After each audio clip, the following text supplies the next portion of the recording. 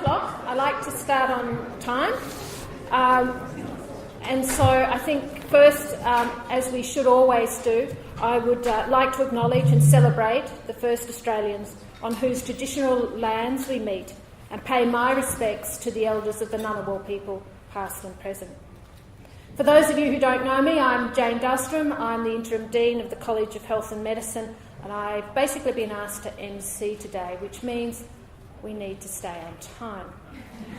So this event is being sponsored by a number of groups, the College of Science and the College of Health and Medicine's Equity and Diversity Committee, the Australian National Centre for the Public Awareness of Science, and the ANU Gender Institute. So what's going to happen? We're first going to have a lecture with a very, very interesting title, I think you'll all agree.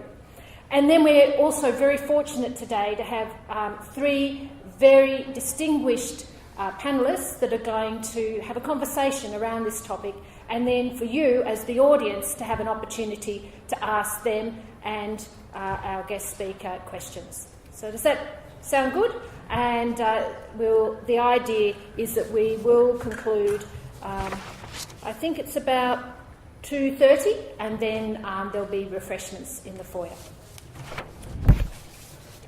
All right, so it's now my great pleasure, come up, to introduce Associate Professor Cassidy Sugimoto, and I asked her of all the wonderful things that I was provided with about her, what she'd like me to say, and she said, whatever you like. So I'm going to say she is the Associate Professor of Informatics in the School of Information, Computer Science and Engineering at the Indiana University in Bloomington, and I guess that's the USA, yes? Yeah. Okay.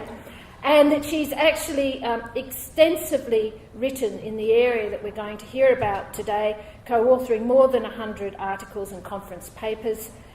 She's got a recent book which she might tell you about, which is really for a very broad audience, and she has a number of other roles in terms of directors of other important areas, including the National Science Foundation. So I'm not going to talk any more, but hand over to yourself. And you've got 35 minutes.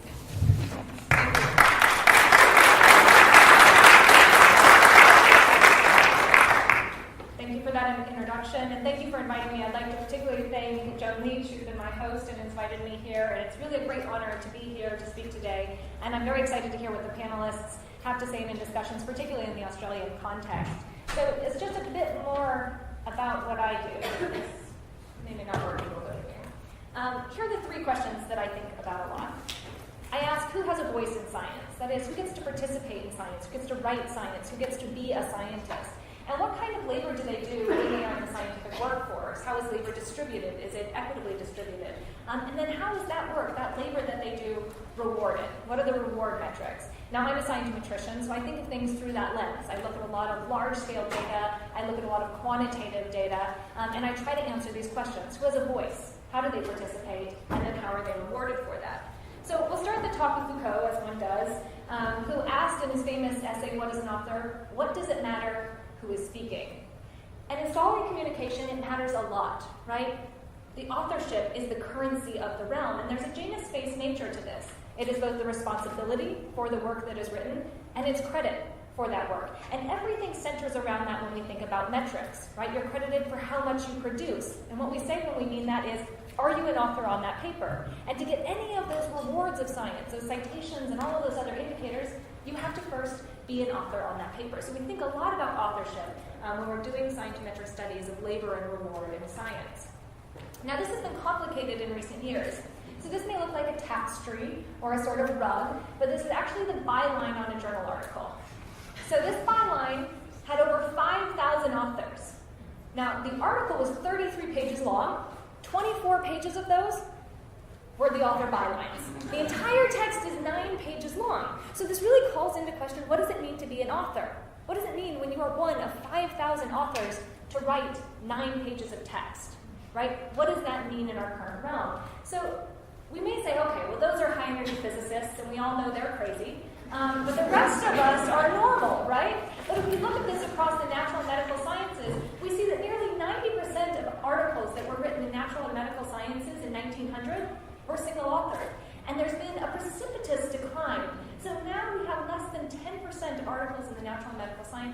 have that single author. Now you may say, well, those scientists are crazy, but the humanists, they still believe in authorship, right, in the role of the author, but we're seeing a decline in that as well. Now less than 40% of things coming out in the social sciences and humanities are also sole author. So this calls into question that entire reward system built around authorship and the product of a paper. So what do we know about it? Well, we know there are differences by discipline, right? Every time I give a talk, everyone raises their hand and says, but I'm an economist, and economists are different, right? No, I'm an anthropologist, anthropologists are different. And yes, each discipline has different kinds of authorship, behaviors, practices, and norms. But even across all of those things, it doesn't explain what we're seeing in inequalities in labor and reward science.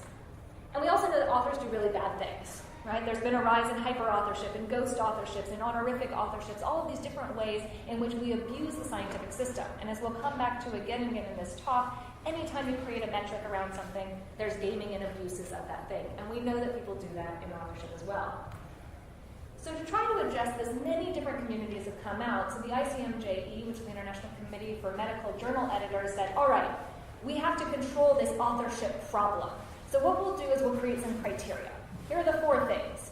You have had to have substantial contribution to conception, design, acquisition of data, analysis, interpretation, okay? And you have to still be an author, right? You still have to write something. You have to draft it or revise it. And then everyone should see it and approve the things that they're on.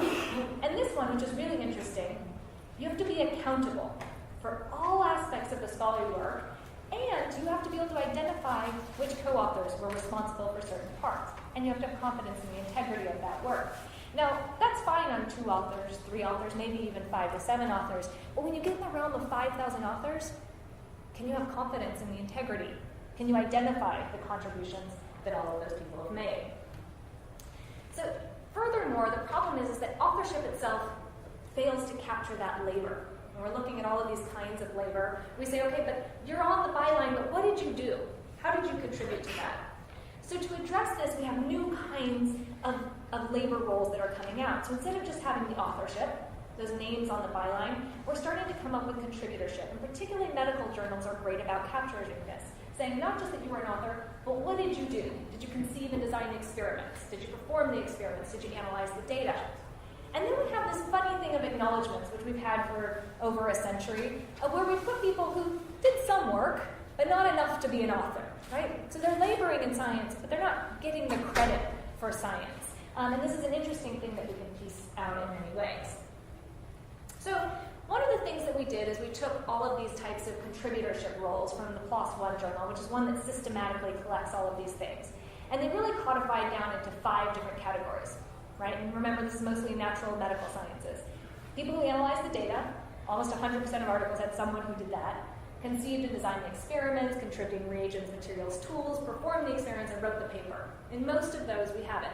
Now, what's fascinating is this other category, right? So there were more than 20,000 different kinds of labor that didn't fall into one of those. Now, they were only on about 20% of the papers, but that shows you the vast heterogeneity of scientific work. There's a lot of different kind of labor that goes into making a scientific article, and a lot of that is not accounted for in these 5 main areas. Now, I'm not going to talk too much about those, but I think it's something that we have to realize moving forward when we try to codify scientific labor. So one of the things we see is how distributed all this labor is. Now, if you remember the ICMJE things, they said, all right, all authors should do all of these things. So if we think about all those categories, how many authors do all 5 of those things? Well, if we go down to clinical medicine, health, or biomedical research, very few. Maybe 10% of the authors are doing all 5 of the categories. Even if we look at 4, we have less than 20% that are doing that. Most of the people, the majority of the people, are doing 1 or 2 types of labor on a paper. And now we can also see, okay, if you're doing labor, what kind of labor tends to be the most isolated?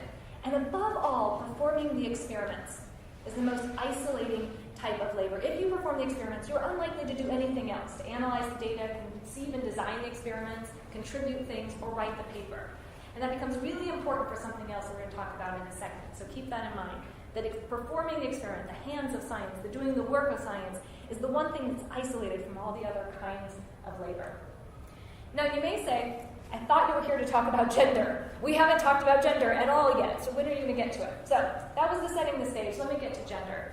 And I'm going to use the words of Dr. Ruth Hubbard, who I think is a really interesting woman. She passed away a couple years ago, but in 1974, she was the first woman to be awarded tenure in biology at Harvard.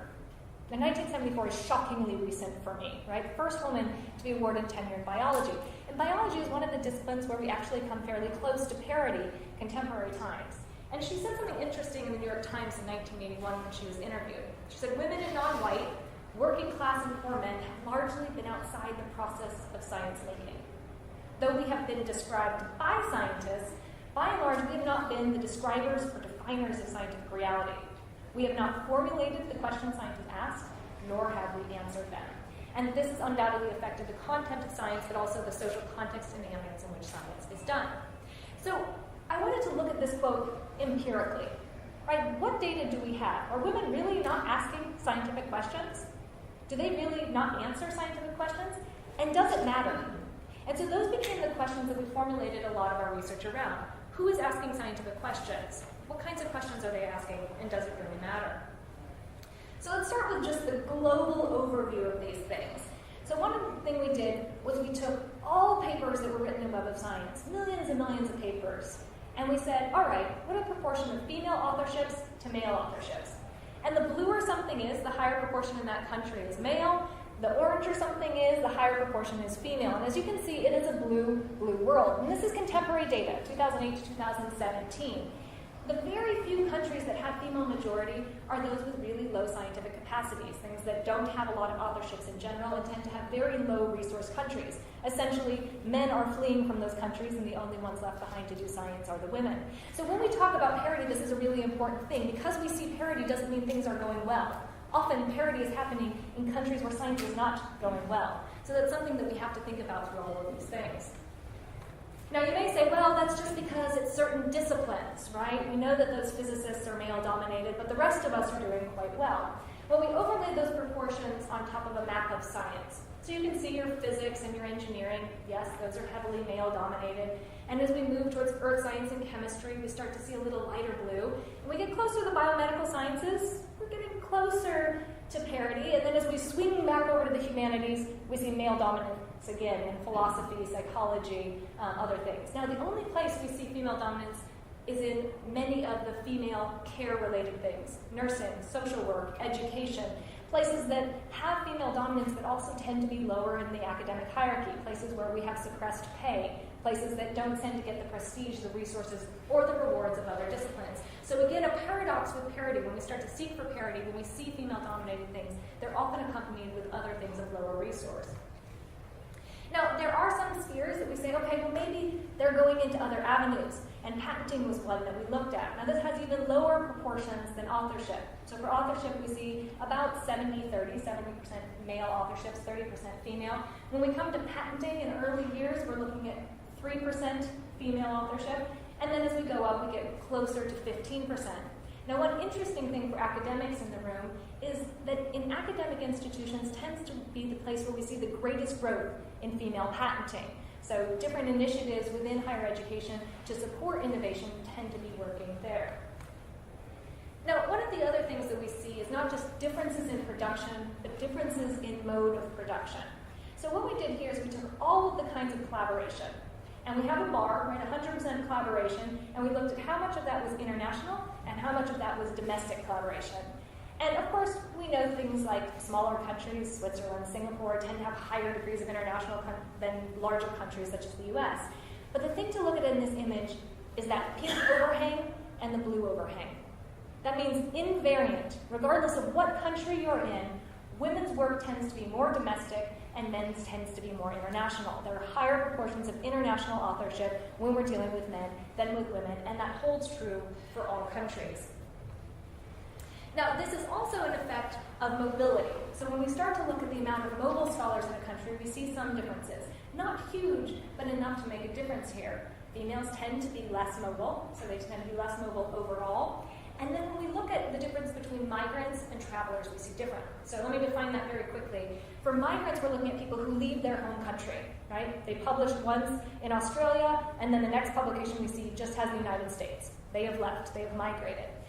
Travelers are people who always retain that country, but also publish in other places. So they publish first in Australia, and the next publication has Australia, but also has a US affiliation on it, right? These are our travelers who are doing short-term stays, postdocs, other things, where they're keeping a connection with their home country, but also adding affiliations. So we see a slight difference there, that women tend to travel more, but not to migrate. And that's going to have an implication for different scientific rewards. Now, if we look at that overproduction, we see something interesting happening.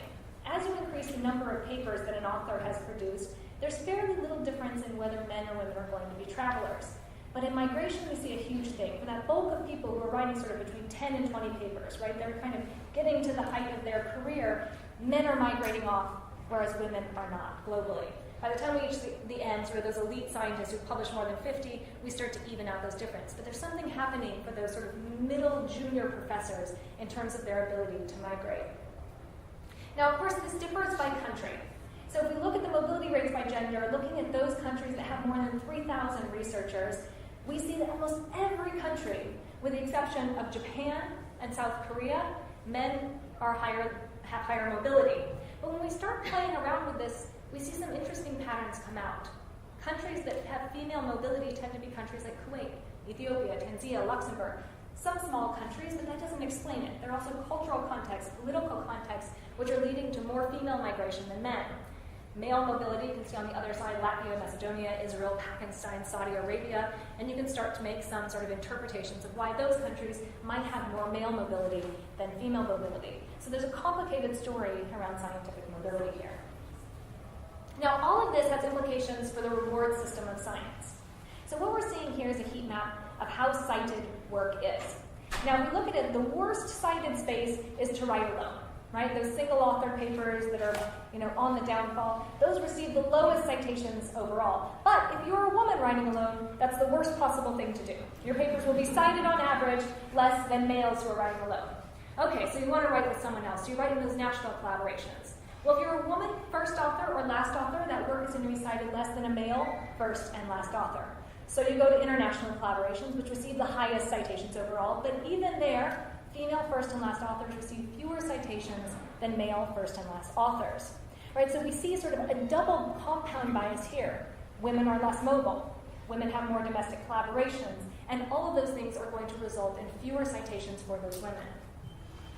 Now you may say, well, sorry, Cassidy, but women's work is just not as good, right? If they just published in higher impact journals, if they published in Science and Nature and PNAS, then we would deal with it. They're just publishing in really poor journals. So we looked at this per discipline and we said, all right, what is the male to female difference in citation? And what is the difference in the impact factor of the journals in which they're publishing? So what you see there in green is impact factor. And citations are in red. Now in all disciplines, men are cited higher than women. But women, in many disciplines, are citing in journals that are better than the ones, by citation things, than men are citing in. Earth and space science and biology is one of the dramatic ones, where women are placing their papers in venues that are seen as higher quality in terms of the impact, but their citations are still lagging behind men's. Now, we see that in both first and last author, but in last author, we see a markedly different situation in terms of where they're being able to place their work. Now, you say, okay, Cassidy, but we know, citations are really skewed, so you can't look at averages, right? Let's look away from that. All right, let's put them in deciles then. So I'll look at the journals at sort of the lowest journal impact factor and go up. And you're right, when we look at the lowest ones, there's very little difference between men and women and how cited they are. But then as we go up and up and up, we see the difference widening, which means the difference in citation per those papers that are in the same journals is widest at the top. That means when men and women are publishing in Science and Nature, that's when we see the greatest disparities. That men's work in those venues is getting cited disproportionately more than women's work in those same venues. So let's return to labor.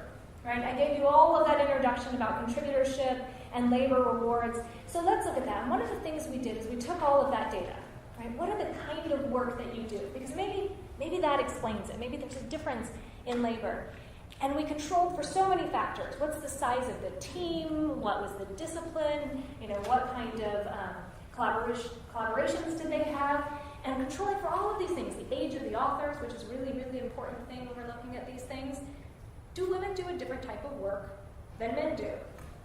And the answer is yes, they do. Women are disproportionately likely to perform the experiments And men are more likely to do every other task. Men are more likely to do the analysis, the design, the material, writing the paper, while women are doing the work. And now you remember what I said about that slide on isolation? Well, again, experimentation is the most isolated. So we're putting women in isolated spaces, right? In the spaces that typically only do one kind of labor production, and men are doing the other kind of work of designing the experimentation.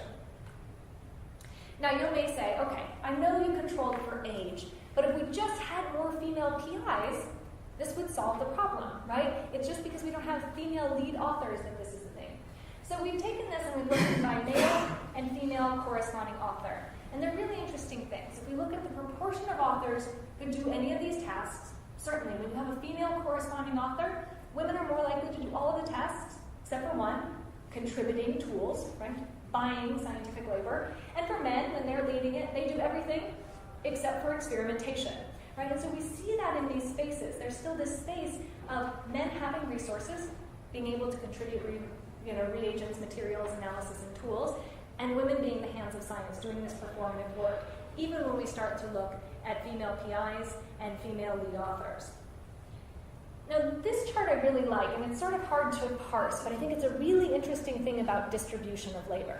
So have you heard the adage, many hands makes light work, right? So as we add authors to the team, we should distribute the labor, right? Fewer authors performing on each task. And if we look at that bottom thing, we see what happens in a male-led team for all the male authors that are on that team. And truly, as you add more authors, the amount of people doing any of the tasks decreases. It's a nice little curve, right? You have more people are pulling in the work. Now, let's look on those same things. Men are leading it, and here's how female distribution of tasks come. And it doesn't matter how many people you add to that, women are still doing almost all of the experimentation, and they're doing a lot of that experimentation. And if we go up to see what men do on those female-led teams, up on B, men are never doing the experimentation, right? They're never doing that work. And then most fascinating to me is A. What happens? How do women work when women are leading the team?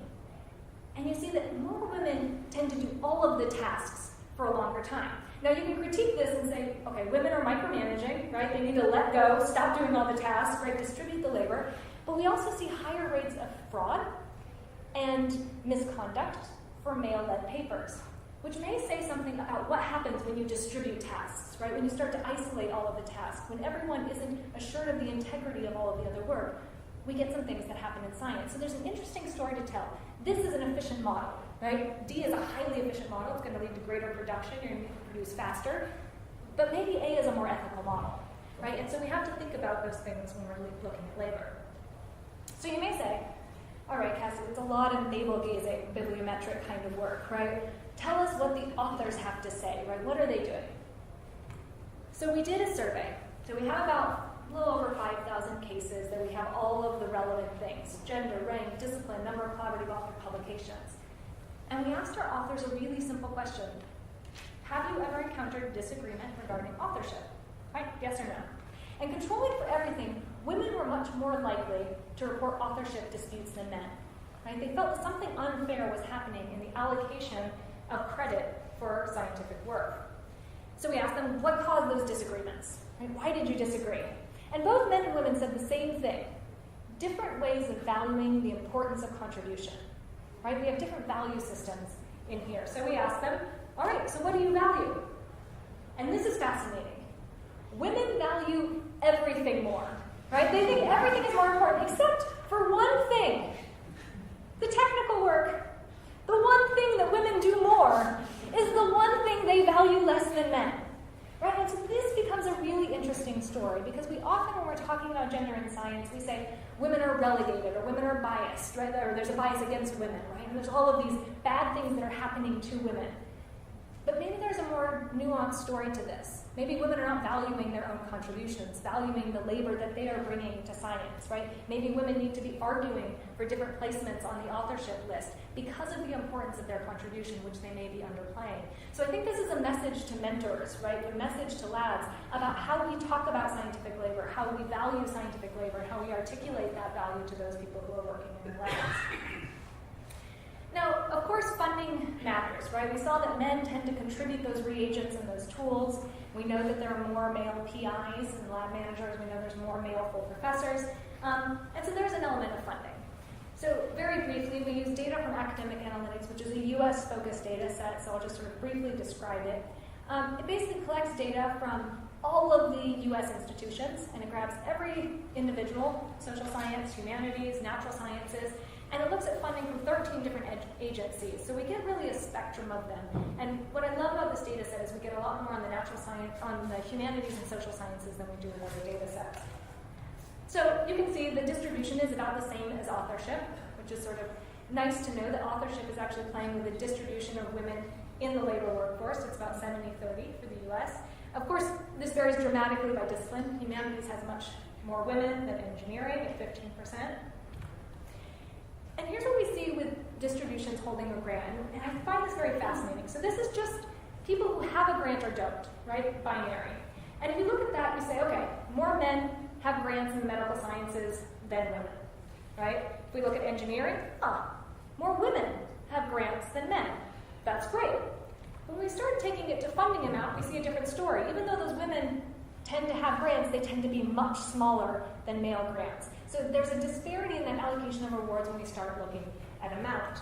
Now, when you look at humanities and social sciences, women actually have larger grants on average, but there's a high skew, and men seem to have those really big, high-hitting grants, those multi-agency, multi-country, multi-state kinds of grants. So a very different story here and a nuanced story about resource allocation.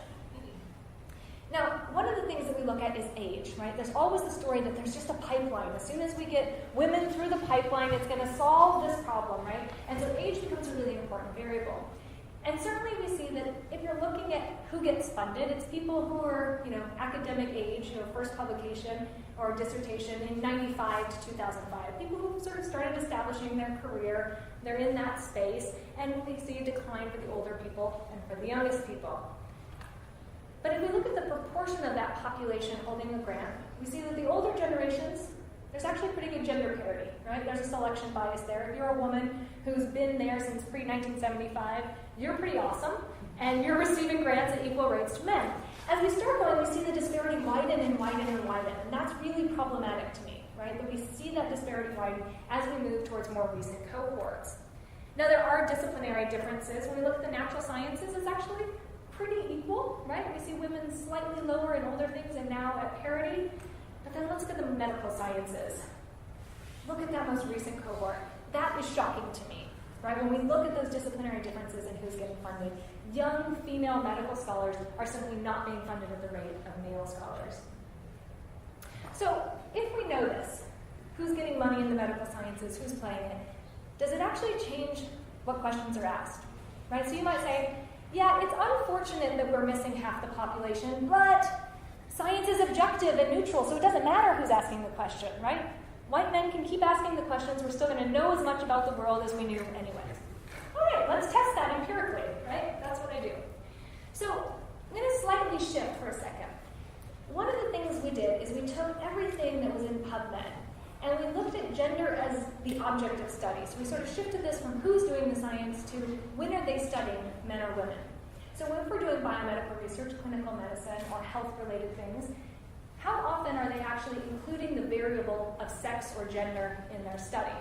So we see in biomedical research, they still are really not including sexes. And for any of you who are in this room, you know how much sex of the cell actually matters, but that's still being ignored. We're not reporting on sex for many of these biomedical studies. Now in clinical medicine, we're seeing a rise in people both studying and reporting on sex and reporting both sexes. And in health, a huge dramatic rise, so that no reporting has declined over time. So we're starting to know more about the sex of the populations that are studied, whether that's cellular or whether that's a human population or an animal mouse population. And now, as you would expect, there's differences in the subspecialties. In fertility, we tend to study women more. Now, some of us can say, oh, that makes sense, but obstetrics and gynecology should. In fertility, I would say that both men and women matter when we're studying fertility. In urology, we study men a lot, and in addictive diseases, we tend to study men disproportionately. Okay, that seems to me a little problematic, right? So there's this unbalance in which populations are being studied based on those specialties. Now, what we wanted to ask, though, is, does that matter when we start to flip that around and look at the author? And so holding sort of male-authored papers constant, right, those papers that are male first, male last authored papers, do we see a difference? And we do. If a woman is first or last author, it's significantly more likely to include gender as a variable and to study female populations. And that's the strongest when we have both a female first and last author. They're significantly more likely to include sex as a variable and to study women and to study both sexes. So this becomes a really important finding, right? It matters who's studying science. We will know more about women, which make up approximately 50% of the population, when women are involved in studying this. And I think that this has implications for other kinds of groups, other kinds of populations. The questions that we ask in science change depending on who's asking the questions. So now we may say, well, times are changing. So that horrible pipeline metaphor just talks about women leaking, which I just think is really offensive on so many levels. But we can still sort of see some of these things, right? Women have earned half of all STEM degrees in the U.S. since the 1990s and comprise only 1/3 of the scientific workforce. And that's not even the academic workforce. I'm saying science anywhere. You're working at a pharmaceutical company, you're working for, you're doing chemistry, you're doing government research, only 1/3, even though we've been over-matriculating for decades. And now looking at our bibliometric data, our Web of Science things, we can see that there's an uptick, right? The situation is improving slowly. We're getting higher percentage of authors. So we ran a thing to say, well, if we follow this trend, when will we hit parity? All right, so in the social sciences, we have it about 2030. It's not bad. Arts and humanities, a couple years later, around 2040, we're going to get medical sciences. And our natural sciences, by 2150, we're going to have parity. So I think we can just sit back, just wait, right? This will happen naturally. Right? Well, so obviously this is not a sustainable solution. People who say, just, we're going in the right direction, just let this happen organically. As we get these more PIs, things will change. No, I think this data tells us we need radical interventions, right? We need to do something now if we want times to change before 2150. So one of the things I'd like to argue is that we need to change perceptions, which seems like a very simple thing to do, but I'll give you a couple examples. This was a study that we did on another thing where we took over 10,000 images in social media profiles, Mendeley, Google Scholar Academic Search, and we took all of these images and we ran them through Mechanical Turk and we coded them on everything, right? We said, what color are you wearing? How much of your body is showing? What else is in the picture? I mean, all of these objective kinds of things. And we found that 80% of them were male, they were over 35, they were white, head and shoulders, indoors, casual, black clothes. So they were all Steve Jobs, basically. And this isn't surprising, right? We can look around most academic halls and we see something that looks like this. But then we asked two subjective questions. How attractive do you find this person? And how professional do you think they are? And if we control for everything, everyone who was wearing black clothing with head and shoulder and all of those different things, women were seen as significantly more attractive and significantly less professional. And this has huge implications when we're going out for jobs, for promotions, for things, right? What's the first thing you do when you see someone? You Google them. What happens? An image pops up. And if immediately you look at a woman and a man and you say, that one's professional and that one's pretty, that's going to have implications on the next move that you make, on the next decisions that you make. So we know these things matter, and they matter a lot. Now, we also see this not even just further down the road in these academics, but we see this in undergraduate education. We see this at the youngest level. So this is not a study I did, but a colleague. And what they did is they took a biology undergraduate classroom. And on week 1, they said, all right, tell who's the best in this class. Like, write down who you think is the best in this class. And that little blurb there is, the orange are female and the green are male. And everyone's kind of just pointing randomly, right? That person's smart, that person's smart, that person's smart. By week 7, that's what it looked like, right? Huge green bulbs, much more people saying that the men were doing well, that the men were going to be the best students. Now, the thing was, this didn't match the grades at all. If you looked at how people were actually doing, women were doing equally well, if not better, than their male counterparts. But there was a perception that they weren't the smartest people in the class. Right? We have to think about how we're doing education when we're perpetuating these kinds of disparities. Another study, not mine, but someone else's, about the je ne sais quoi of disciplines. Right? And this looks at the proportion of women in a discipline based on sort of how special and magical that discipline is. So physics and math, you either just have it or you don't, right? You're good at physics, you're good at math, or you're just not, right? But earth science, anybody can do earth science. You just learn it, right? That's super easy. And we see this line between the proportion of women in it, which tells us something about perceptions of thinking, can I do that? Is that a field that's open to me? Is that something I can do, right? Philosophy, right? We don't just see this in natural sciences, we see this in humanities. Philosophy, you're either just a philosopher, you have the brain for it, or you're not, right? Education, though, anybody can learn education, and we see the same kind of thing. So there's something about what we're telling women, what we're telling minorities about what they are capable of doing and how difficult a certain discipline is. And the last one that I'll show you, in case you're still not convinced that there is bias in science, another study I didn't do but I love is the Moss-Verkusen study. And they sent out lab applications, right, to be a lab manager, right? And it's a John and a Mary. The CVs are identical. Nothing is different except for the names. And they sent this out, and they said, okay, how competent do you rate this candidate? How hireable do you find them? How much would you be willing to mentor them, and what would you pay them? And as you can see, they found the men more competent, more hireable, willing to give the mentor, and look at that salary disparity. That's how much they would be willing to pay our John versus our Mary, with no difference in the CV whatsoever. Now here's the part that I find most horrifying. The female PIs gave the exact same ratings, right? This is not men biasing against women. This is humankind biasing against women, right? So we see these things in these perceptions of capability, perceptions of competence, perceptions of mentoring and worth, financial worth, different between men and women. So I know I have 35 minutes, so I'll open up. So openness is the word du jour, right? It's open science, open data, open education, everything is open, and that can be really brilliant, right? And so one of the things we've been doing is to see, does openness change all of these things? And we see that it slightly does. So when we look at metrics gathered from, say, social media, we see differences there. Whereas citations are heavily skewed towards men, when we start looking at saves on Mendeley, or tweets, or Facebook, we find that the gender differences fall out. That women's work is being visible on these social media platforms where it's not visible in the traditional metrics. So this may be an opportunity for us to make women's work more visible. We also see a huge difference in open access. So this was a study of chemistry journals, and we found that women were actually being more visible, getting more citations when they were publishing in open access venues. So again, a notion about the web and visibility for women.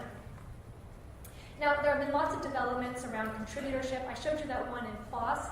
PLOS has now taken a credit taxonomy, which is a much larger, more nuanced thing, and other journals are starting to play in this space. And I think that that's an important thing, to actually label the contributions that people are doing in science, to make those manifest, I think is a really important development. I showed you some mobility data, but I think that this is an important thing for us to think about as well, right? Giving access to networks is a really important thing when we're thinking about allocation of credit and reward, and mobility plays a part in that. Now, of course, I have this dream that we'll have, these great infrastructures, these data sets, where we have the PI in the middle, who mostly looks like that, and then they do all of these things, right? They mentor students, we show metrics for that, they do grants, they have publications, there's all these demographic variables, and I would love to have this, right? I'm a scientometrician. That would be something beautiful, and we're scrambling to gather all of these data sets, to create all of these metrics. But my concern, of course, I think is well said by Campbell's Law 1979, right? The more any quantitative social indicator is used for social decision-making, the more subject it will be to corruption pressures, and the more apt it will be to distort and corrupt the social process it intends to monitor. So while I would love to find more holistic ways to measure, I think we have to be certain that every time we create new infrastructures for indicators, new data around scholars, that we don't distort the very process that we're trying to monitor. Thank you.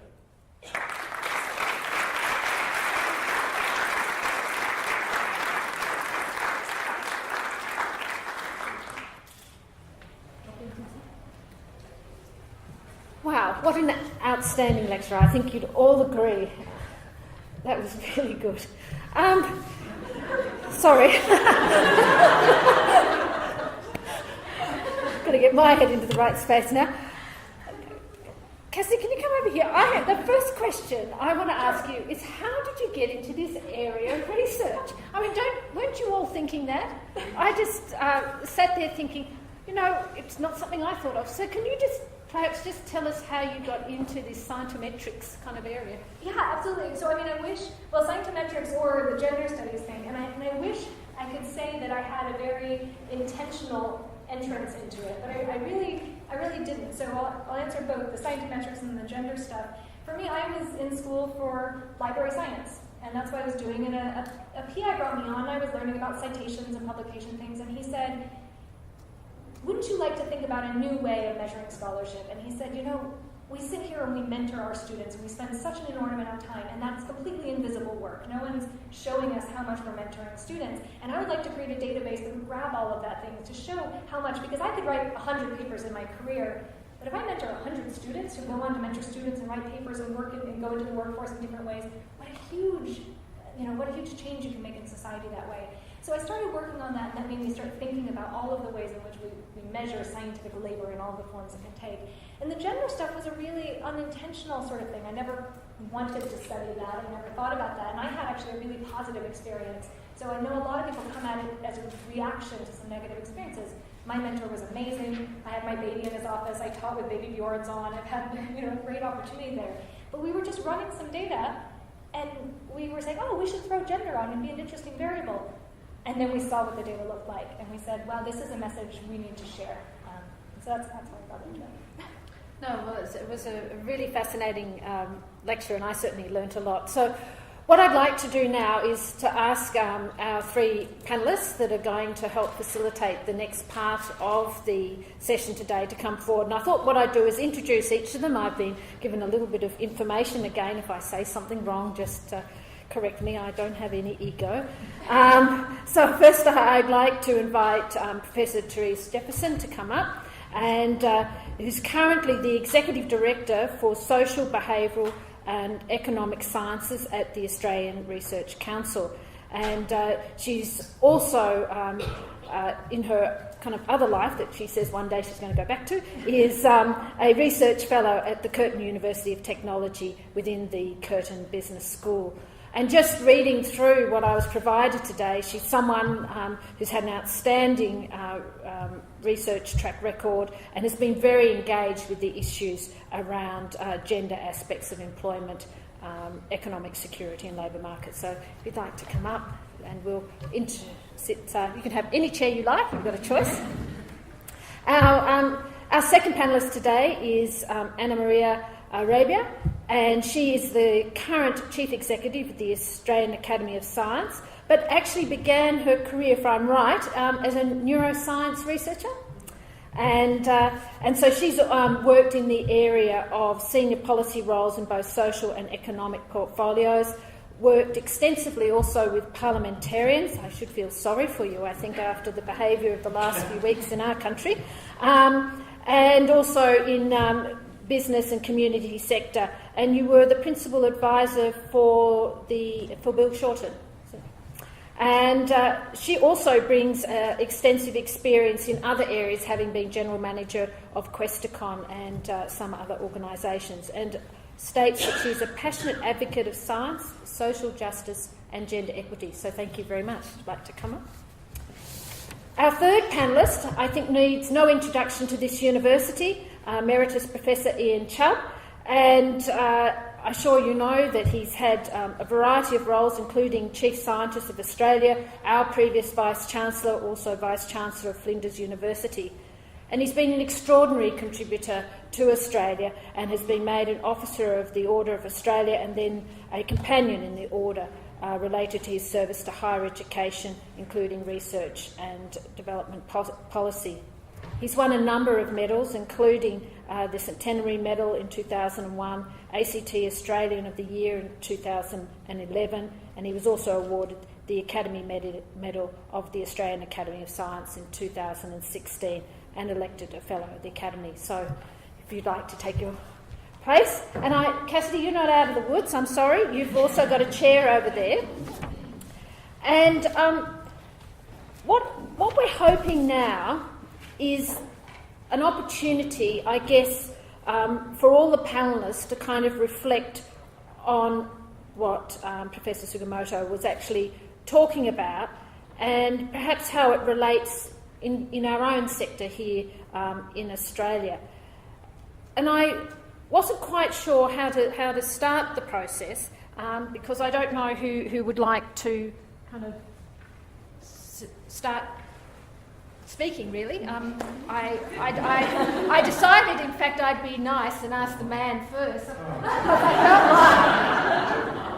He probably might feel he's been a bit in the firing line, kind of listening to that in terms of his gender, but not himself. I'm absolutely confident of that. And I guess I'd really, I guess, is any of that new to you, or have you lived this for a number of years and in terms of all the leadership positions and heard it a lot? I mean, what resonated for you, kind of hearing what Cassidy had to say? Nearly everything. Yeah. So I knew, as everybody knows, I think, that and there's been substantial rhetorical focus on women in science and what to do about it and how should we go about it. It's true that we'll always argue that the pipeline will solve all our problems and all we have to do is wait, and is it a surprise given that the number of young women studying science at school has dropped dramatically. Probably the one that sticks in my mind more than the others even is the number of women in IT courses has dropped even more dramatically, men and women, but even more dramatically women. So I knew it at that superficial level, and I suspect that everybody that I've ever had to deal with knew it at that relatively superficial level. And I guess that one of the things that struck me with Cassidy's talk is how unsophisticated we've been in our analysis of this issue. You can take easy, citation rates or whatever, and you can do this, and you can talk about promotions, and you can say relative to opportunity, and they never really understand what that means, but feel good that you've said it. Well, relative to opportunity, how do we make sure that we don't disadvantage somebody? But I learned a lot. I didn't realise that it was beyond politics that we were really quite like America. Or not only politics, but I learned an enormous amount that it shows what you can uncover when you take an intelligent and sophisticated approach to what is a complex issue with multiple variables that have come in over a long period of time for different reasons at particular times that add up to something that was demonstrated to us today. I guess the other thing that's made us cautious in Australia is the fact that where Cassidy ended up, and that is that if you define and describe some metrics, then all of us, everybody, men, women, institutions, universities, officials, politics, whatever, will game the system to some extent. So we will actually use the metric to show that we're really not as bad as we thought we might be. So we don't have to do as much as we probably should. And we see ample evidence of this all over in nearly everything we do, where, that's what they want to measure, so we'll do enough of that to look good, but not really all that we could. And so where you ended up, I think, is an important reminder to us that as we go into this, we use the metrics to inform our positions, but we have to ask ourselves some hard questions when we do it. And we can't just sit back and say, well, we knew it was a problem, the pipeline will look after it all. Citations have good, our number of papers have gone up, because there's one metric that says the more papers you publish, the better you are, or the better the institution is. That's been gained mercilessly in recent times particularly. But what we've never done is gone under the surface and see what that has actually meant. And it'd be interesting to see in Australia where we've had a big increase in output over a period of time, relatively short, whether some of those same metrics apply in the same way they do in Cassidy's study. And the other thing, I guess, that we know and that Cassidy didn't talk about, but I remember we did some very unsophisticated and remarkably unsophisticated work when I was chief scientist. We found that something like 80% of Australian publications are never cited at all, not even by the authors. So if you begin to wonder, if you add that element into it, are we actually seeing something a little more subtly different than some of what Cassidy showed, that if all the unsigned papers are from men, couldn't be, because men would instantly cite their own papers. So I suspect without any evidence, they're probably all women. But, well, that would be a bad thing. Sitting at the front here, they're self-signed more than women. So the number of all that is, we've got a problem in Australia too. We've relied on the same sort of things and arguments that Cassidy is correctly following. We've been unsophisticated in our approach to understanding the problem. As a consequence, the actions we've taken are probably not relevant to the problem to the extent that they could be. No, thank you. So, Andrea, what were you thinking, and what is there anything in terms of the organisation that you're part of that could help in this space? Yeah. So firstly, I was thinking you should never ask any child to go first. I was trying to think about which way I do it. I just had no idea. Thank you for giving me all the time. And I didn't even have any microphones. And I was staggered by some of the results that your studies have unveiled. It's absolutely eye-opening, and I think reflects how entrenched some of the issues are. I've certainly seen a lot of data in this area, and there's a lot that you've said today that I haven't seen, and I think it is deeply informative. One thing that struck me was the sense of self-valuation, so how women value or don't value their own work, and that remarkable statistic around women being more likely to do the experimental work but valuing it the least. And that took me to a sense of what's the Academy doing? How do we seek to tackle some of this, some of the perceptions, or let's call it the culture within institutions, and is that the right mechanism? And should there be more that we're doing around valuing? I'll come back to that in just a minute. And that also took me to valuing science and research output and how we measure it in our current system. So it's something Tracy might speak about further. But certainly within Australia, we still have, notwithstanding everything we've spoken about in terms of publication records, or whether that is the right metric or not, and a range of other factors, we still primarily reward publication in this nation. And although there have been significant and noteworthy efforts by our research funding agencies to change that, and certainly there is now a collection of data around how we value or measure impact, we're still not seeing that reflected in how research is funded. Now there's loads of reasons why that can happen, not in the least the hyper-competitive funding environment that we operate in, and when we have funding success rates at less than 15%, unfortunately that is what's going to happen.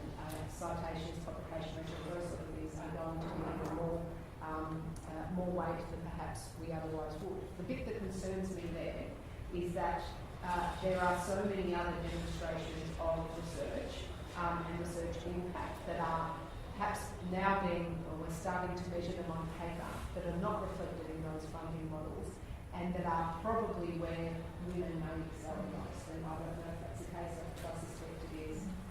We actually have an active disincentive in our funding system to do anything other than publish.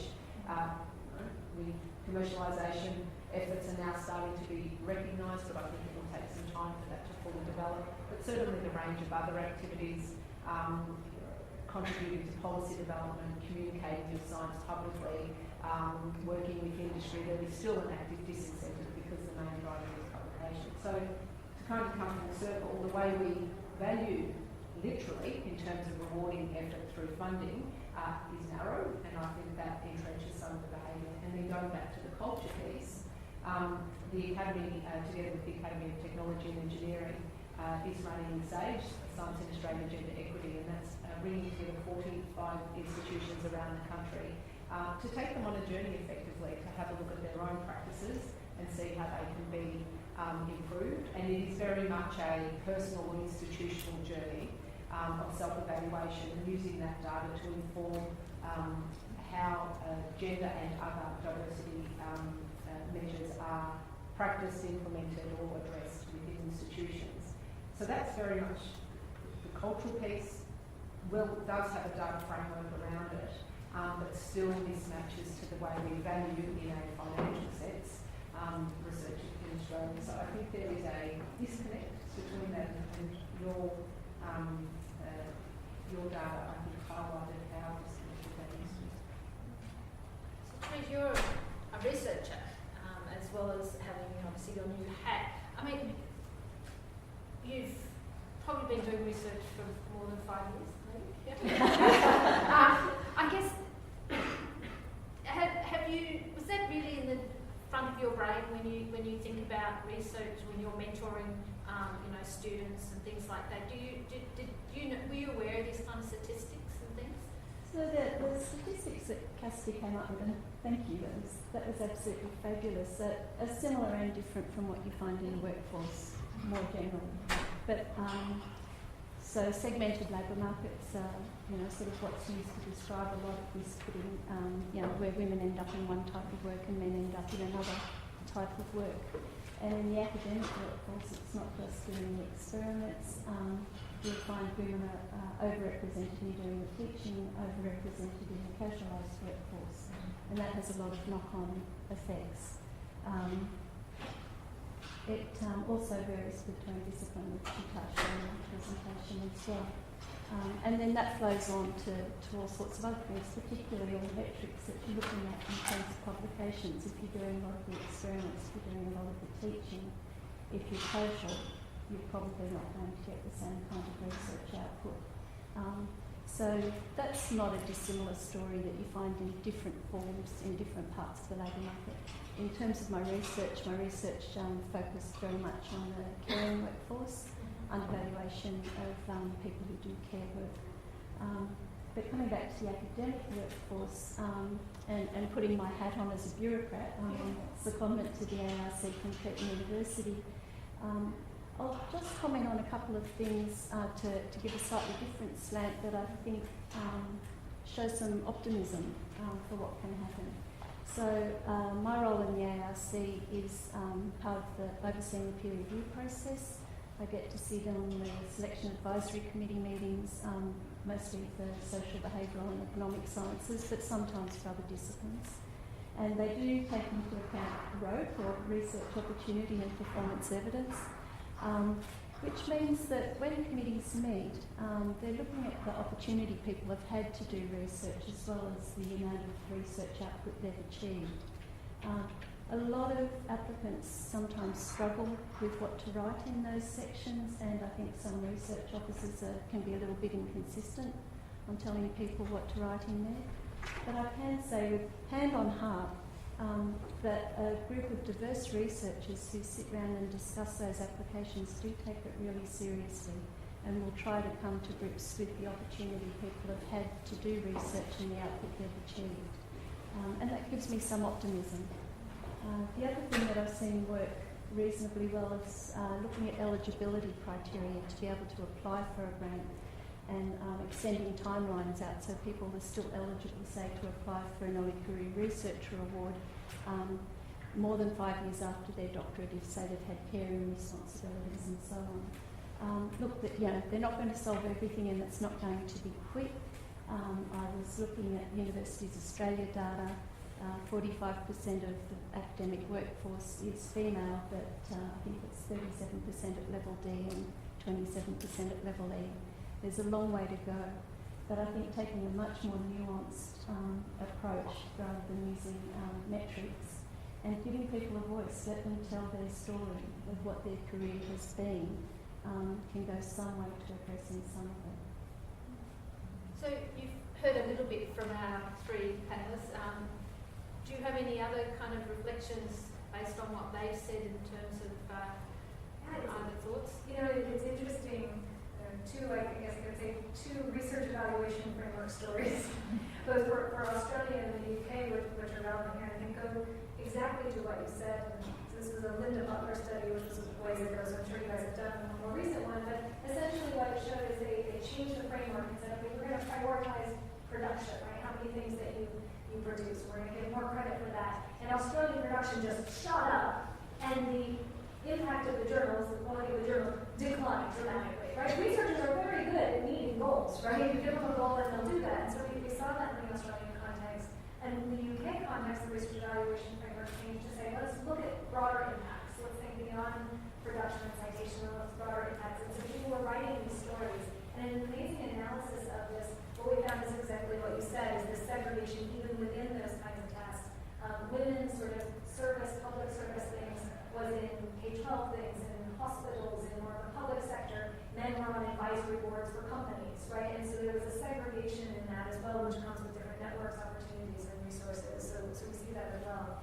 And the peer review point, I think, is a really interesting one right now, where we just finished a study on peer review and it looked at men versus female compositions of peer reviewers. And essentially what we found is when you have at least one female reviewing, women's likelihood of acceptance skyrockets, right? An all-male review cast is going to have lower. So diversity in peer reviewing did. Now, it also changed when we looked at countries. Having one Chinese reviewer increased the likelihood that a paper with a Chinese author got accepted, right? Having one person who shared the demographic characteristics makes a huge difference in the outcomes. And so I think we have to really, peer review is an interesting thing, but we have to be careful in it, right? So one thing we have to think about how we diversify the bodies of people who are doing without over-tasking certain minority populations with those service roles. So that's a really kind of sticky one that we're thinking of here. So it's, it's a complicated issue that has a lot of points of entry. All right, well, I think you're all here, and this is because you want to ask questions, and I can see hands going up. So if you'd just like to just introduce yourself, if you only want to use your first name, but I think it's nice that people at least put a name to a face. So right up the back first. Yeah, hi, my name's Leanne Arvin. I'm in the Research School of Earth Sciences. I've had a very long career in Earth Sciences, but I've noticed the change with the, the need to actually put data in data repositories, and then sometimes you get DOIs, and so you're getting credited that way. Now, I've fought my whole career to access other people's data, and particularly male data, but what I'm finding now, which is an interesting turn on that, if you like, is as soon as I get data and or go, in my case, I go on voyages, as soon as that data I've had people request it, males request it, within 6 months. Can I have your data? And I'm finding that there's now this impact on this actual policy where we have to now report our data, which, generally speaking, I have done all my career, but others have not done that all their career. And now I feel like that effort, so we put up the effort of where we've done all the work, and now we're actually reporting it, and we're reporting it properly. Then we have this sort of male cohort who are senior males who then come down and say, I want your data because I'm now going to write it up because you're not capable. And that's what I'm finding.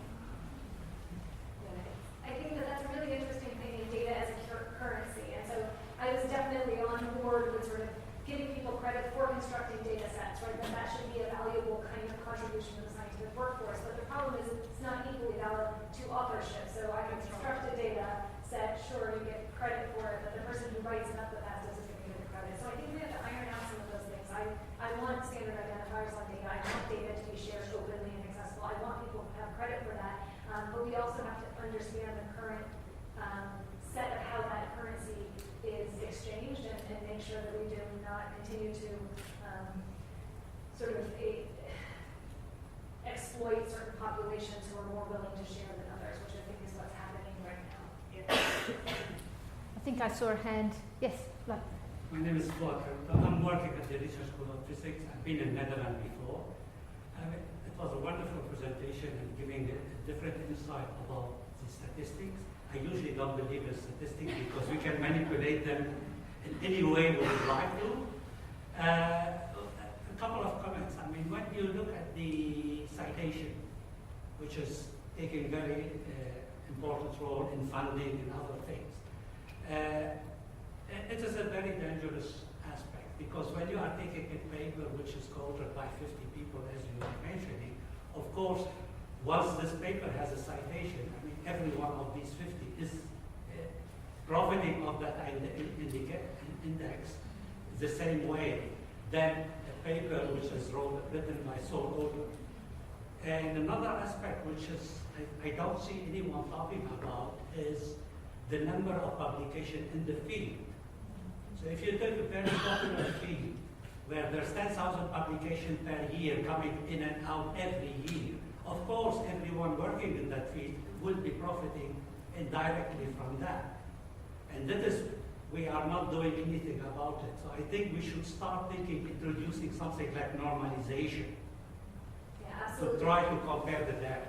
Yeah, and so one of the things, and this will be my shameless plug, is that the book that we wrote really argues for these kinds of normalizations. So mean normalized citation scores are really common for citation analysis. So we constantly do that. We look at how many other people in that field are cited at what rates for things published in that year. And in a way, it slightly controls for size of team, because size of teams tend to be similar in fields. But that doesn't necessarily solve the whole problem there. But you are absolutely right in that the hotness of a field, the number of people in the field is going to change your probability of being cited, right? So if there are more people in the field, you have a higher probability of being cited than if there are a few people in the field, right? And we see this in subfields as well, rate of production in different subfields. So if you take sociology, quantitative and qualitative sociology have radically different patterns. So even these normalizations that we have at the level of discipline are fundamentally too high to be able to control for all of this variation. But my devil's advocate would say, at the point that we start controlling down, everyone sort of comes to a 1, right? Everyone is exactly where they should be. And maybe that tells us that we have a bigger problem with citations as a metric of value than we really have. And so I'm not sure that an overly statistical approach to solving that problem is the right one. Maybe we have a more fundamental problem with citations that we should solve first. More questions? Hi, I'm Susan Howard from Research School of Biology. So I want to pick up on a couple of things that came out from the panel response. And this is to think about the SAGE project, the Science and Gender Equity, based on a thing that's one in the UK. So at the moment we're going through that process, we're collecting quite a lot of data on male and female participation in various different things within work, but not publication data. So being very conscious of the point that was made that, you know, as you measure something that changes performance, is this a good thing to do, to collect data within an institution on gender rates of publication, citation and so on, or would that actually make things worse? I guess I open that up to the whole panel. So we know the bias effect of commencing to collect data. Equally, the flip side of that is if we are not driving our decisions based on data, I think there's a risk that we end up letting perceptions command the direction we go in. The entire Fairness One framework is around being informed by data and ongoing and continual evaluation in view of seeing improvement. So while I see there are some consequences of starting to focus on particular areas that could be negative, I think overall I land in the space that says we need to continue to inform our decisions through data collection. Thought I saw a hand up there. Yes. Hi, my name is Kai Hodgkin. I'm a PhD candidate with the Research School for Population Health, and thank you for that amazing and a little bit scary presentation. Being, you know, in that middle of the bar graphs and the funding project. I just wanted to ask, because you didn't speak at all about blinding, and I was wondering about that peer review and the grant funding and things like that. Does blinding make a difference, or is it not make enough of a difference given the disparity of topics and fields that you showed as well? Yeah. So I hesitate to answer that sufficiently because so many blinding projects have failed. So few disciplines actually do blind, and when they do blind, people can guess their reviewers or guess the authors of the paper. I think it's something like 40% of the time you can guess, or you have an assumption about who it is, and I'm not sure which is worse, to actually know the author or to assume who the author is. So there have been few, and they have largely failed. What I see more of is people emphasizing open peer review as the solution to all of these problems. And that we have really interesting data and frightening data as well, right? Is what happens when you have a power dynamic and then you're playing that out online, right? So I'm a minority researcher and I'm reviewing a paper of a senior researcher. What am I going to do? Am I going to be overly critical and harsh and put the community values around me? Or am I about to be on the job market and I'm going to need to be hired by that person, right? What are the implications there? So sometimes our openness actually makes certain populations more vulnerable, and I'm also worried about that. So I see the community going more towards open than closed, and I think we have to be very careful around issues of disparities when we do that. I'm Penny King, Research School of Earth Sciences. Thanks for a fabulous talk, just really rich data set. I had a question about the resources, because your data was based on actual publications and indicated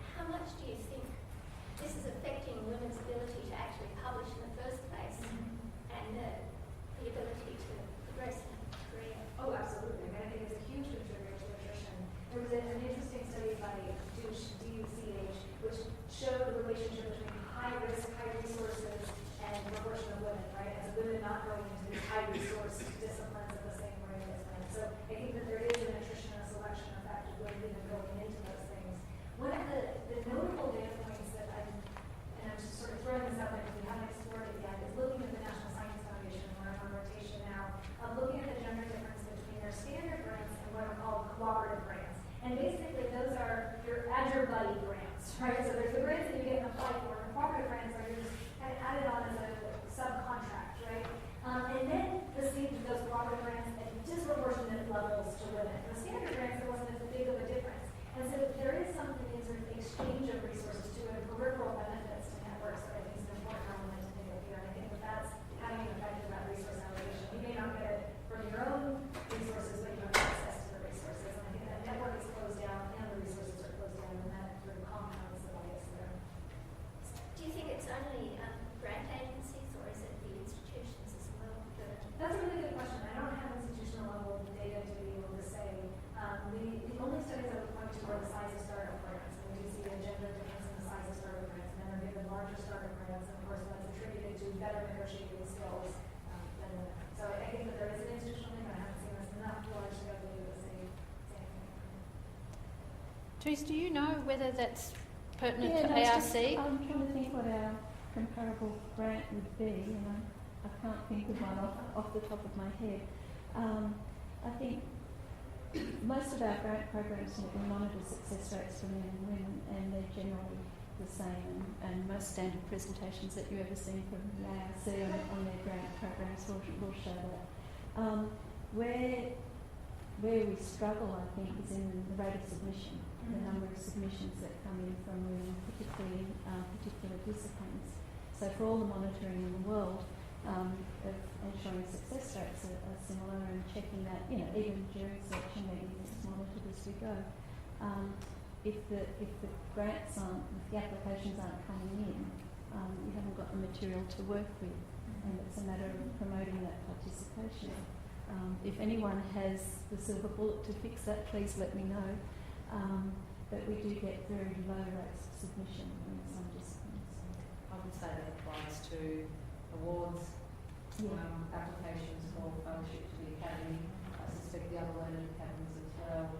Certainly any of the awards and anything that we nomination for positions that we are part of, there is a positive and nomination process. I think that goes back to how they value their own work. We see that so in the U.S. system, promotion to full professors, women wait longer before they even submit that. And so one of the initiatives we've done in our own institution is we've mandated that all deans must sit down and have a promotion conversation at year 5, so that women are thinking about that promotion and then pulling it in. So we've initiated a number of measures to see that.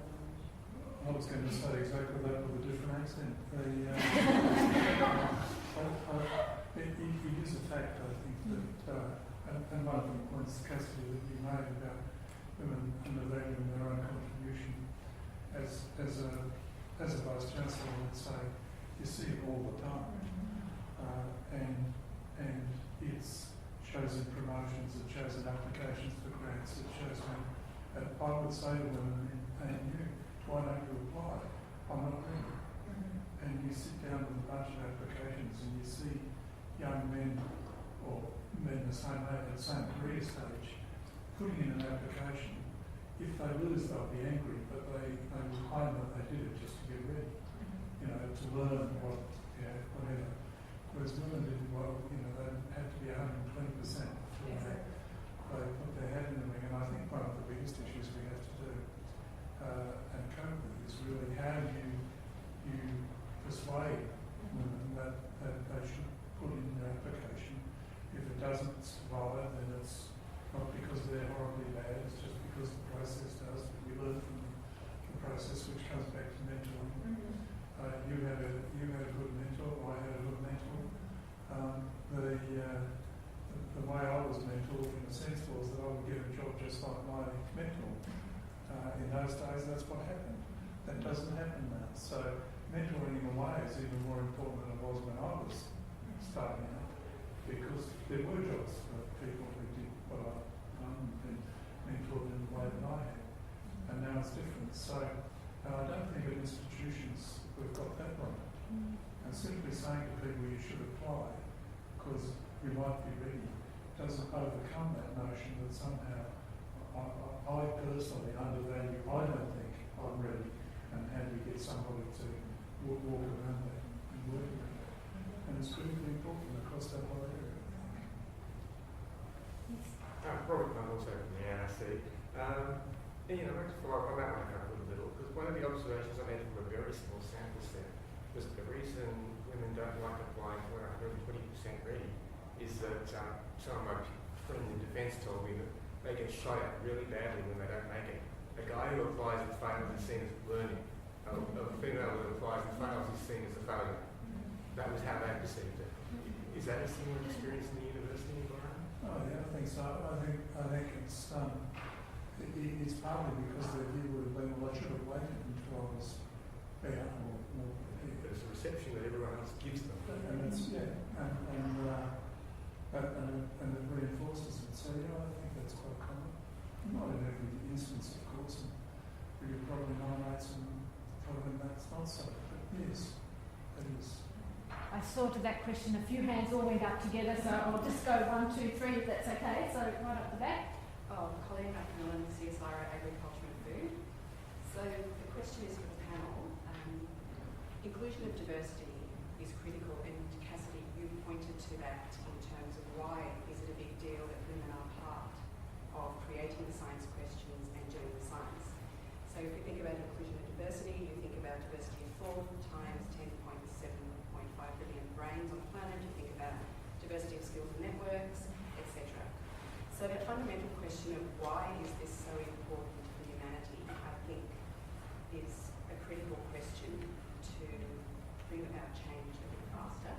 And so I'm curious to hear what the rest of the panel thinks about the why.